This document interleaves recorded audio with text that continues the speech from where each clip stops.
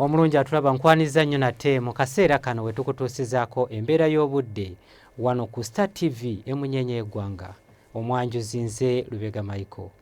Wabaddewo ebitundu omwatonye enkuba mu bitundu by'eggwanga ebimu era we ziweredde essaawa 3 ez'enkya ya leero. Mubende yabadde wezeza milimita 5.6, Kabale milimita 1.8 so nga ate yo mu Kasese ne mu Arua lwafuuyiridde.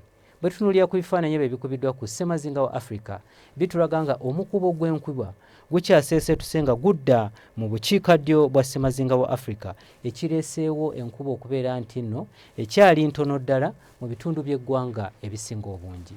Enkya ku makya tusuubirayo enkuba okutonya bitundu ebyo eby'omu masekkati okukosa n'ebitundu ebyo ebyetoolodde ennyanja Nalubaale.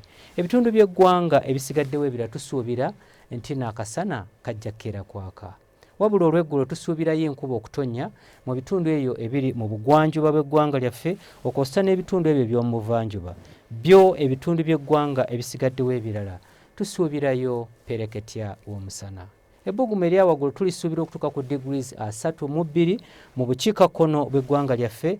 Ebitundu ebyo ebyebulunguludde ennyanja Nalubaale tusuubira ebbugumu okutuuka ku degrees 28 so nga ate yo mu nsozi ez'e Kabale ebbugumu erya waggulu tulisuubira okutuuka ku degrees 23. Bwe tweyongerayo mu bibuga ebimu ebiri ebusukkansalo w'eggwanga lyaffe mu Dubai ne Nairobi tusuubirayo akasana okwememula so nga ate yo mu London tusuubirayo enkuba okutonya nga n'ebbugumu erya waggulu lijja kutuukira ddala ku degrees 9.